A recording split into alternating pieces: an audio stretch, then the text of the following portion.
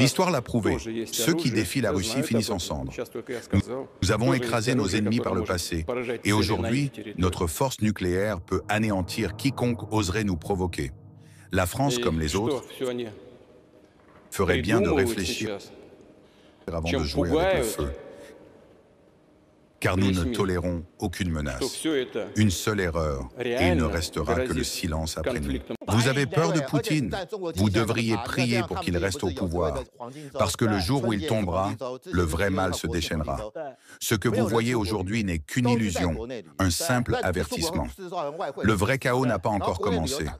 Regardez la Russie, Mikhail Mishustin, le Premier ministre, tout ce qu'il a fait, ce n'était rien. Vladimir Kolokoltsev, ministre de l'Intérieur, sans un degré de cruauté. Même Sergueï Shoïgu, ministre de la Défense, que vous croyez redouter, est insignifiant face à ce qui arrive. Vous croyez que Poutine est là, le pire? Non, il est votre dernière barrière contre l'abîme. Derrière lui, il y a une force que vous ne pouvez pas imaginer. Une force qui n'a aucune pitié, aucune limite. Quand elle se libérera, il n'y aura plus de négociations, plus d'échappatoire. La France, un tas de cendres. L'Europe, un souvenir. Ce monde que vous connaissez sera balayé en un instant.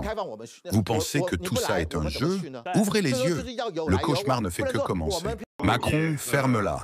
Ton pays pile, asservit et saigne l'Afrique depuis des décennies et tu viens jouer les donneurs de leçons sur la Russie et l'Ukraine.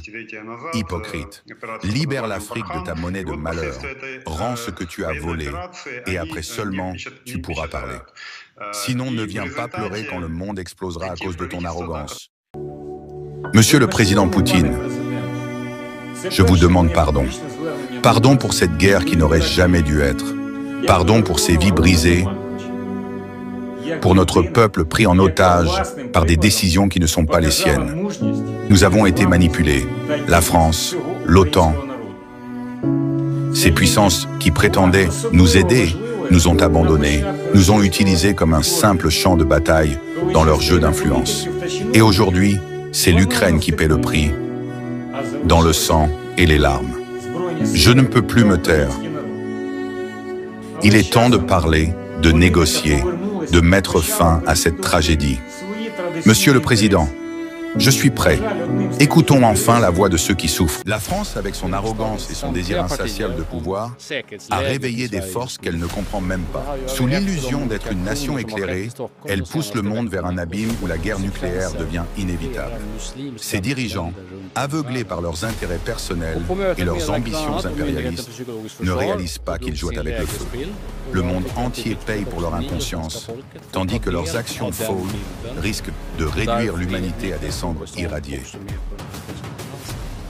Ils ont créé une situation où la destruction nucléaire est désormais une certitude. Et c'est leur quête de pouvoir qui nous y mène.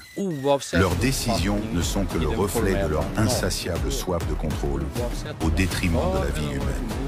Un geste, une erreur, et ce pays, dans sa folie, déclenchera un cataclysme dont personne ne pourra réchapper. La France est responsable de ce qui vient, et il n'y aura plus de place pour le regret lorsque l'horreur nucléaire s'abattra sur nous.